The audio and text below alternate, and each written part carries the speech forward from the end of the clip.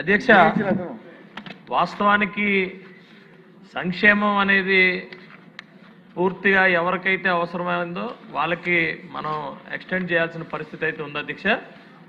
మనం తీసుకున్న కొన్ని నిర్ణయాల్లో అవి ఒక్కొక్క వ్యక్తికి, నిజమైన అవసరమైన వ్యక్తికి దూరం అయిపోవడం వల్ల మనం ఎంతైతే నిజాయితీతో, ఎంతైతే ప్రజల మీద ఉన్న కమిట్మెంట్తో మనం ఈ పనులు చేస్తామో ప్రభుత్వాలు, అవి చేరలేనప్పుడు అవి ఒక ఎగ్జాంపుల్గా మిగిలిపోతాయి అధ్యక్ష. అంటే నా ఉద్దేశం ఏంటంటే, ఈరోజు అత్యధిక సంక్షేమం మన రాష్ట్రమే చేస్తుంది అధ్యక్ష. సుమారు 32,000 కోట్ల పైన మనం సంవత్సరానికి ఇవ్వడం జరుగుతుంది అధ్యక్ష. కాకపోతే చిన్న చిన్న విషయాల్లో ఈ డిలీషన్స్ కానీ, ఎడిట్ ఆప్షన్స్ కానీ లేకపోవటం వల్ల నిజంగా ఇబ్బంది, కొంతమందికి నిజంగా అవసరమైన వాళ్ళకి ఇబ్బంది పడుతున్నారు. అది మీ ద్వారా మంత్రి గారికి కూడా తెలియజేస్తున్నాం. ఉన్నది ఆప్షన్ ఉన్నది అని చెప్పి మంత్రి గారు చెప్పడం అయితే చెప్పారు, కానీ అది జరగట్లేదు అధ్యక్ష.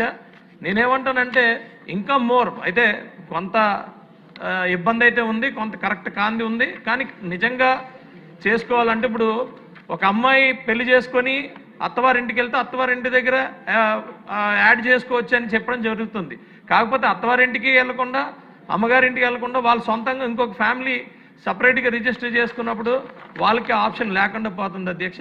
కొత్త రేషన్ కార్డులు కానీ ఇవి కానీ ఇవ్వకపోవటం వల్ల మళ్ళీ వీళ్ళు ఏమవుతుందంటే, వీళ్ళు ఏమైనా ఉద్యోగాలు చేసి ఒక 3 లక్షల రూపాయలు వాళ్ళు ఏదో సిటీలో ఇది చేసుకొని, మిగిలిన వాళ్ళు అంటే ఒక కుటుంబంలో 2-3 అన్నదమ్ములు ఉంటే, ఒక అన్నదమ్ముడు ఉద్యోగం చేసుకోవడానికి వెళ్తే మిగిలిన 2 అన్నదమ్ములు అక్కడ కూలి పనులు చేసుకొని, వాళ్ళ తల్లిదండ్రులు కూలి పనులు చేసుకుంటే వాళ్ళకి కూడా పెన్షన్ రాకుండా ఇలాంటి పరిస్థితులు ఉన్నాయి అధ్యక్ష. అదే కాకుండా ఎవరో ఉపాధి కోసం ఓ సెకండ్ హ్యాండ్ కారు కొనుక్కొని ఆయనేదో కారు కొనుక్కుంటాం, కారు కొనుక్కున్నా అని చెప్పి తల్లిదండ్రులకి క్వాలిఫై చేసే పరిస్థితి అధ్యక్ష. ఇవన్నీ కూడా మనం పెద్ద మనసుతో కొద్దిగా జాగ్రత్తగా ఇవన్నీ కూడా ఎడిట్ ఆప్షన్స్ చేయకపోతే అధ్యక్ష, మనం ఇన్ని వేల కోట్లు ఇచ్చిన తర్వాత కూడా అక్కడక్కడ 1-6 ఎగ్జాంపుల్గా మిగిలిపోవడం వల్ల మనకే బాధ అనిపిస్తుంది అధ్యక్ష. దీన్ని పెద్ద మనసు చేసుకొని ఎడిట్ ఆప్షన్స్ మాత్రం చాలా సీరియస్గా, డిసిప్లైన్డ్గా, అనే కమిట్మెంట్తో చేయాలని చెప్పి మంత్రి గారికి కోరుకుంటున్నాను అధ్యక్ష.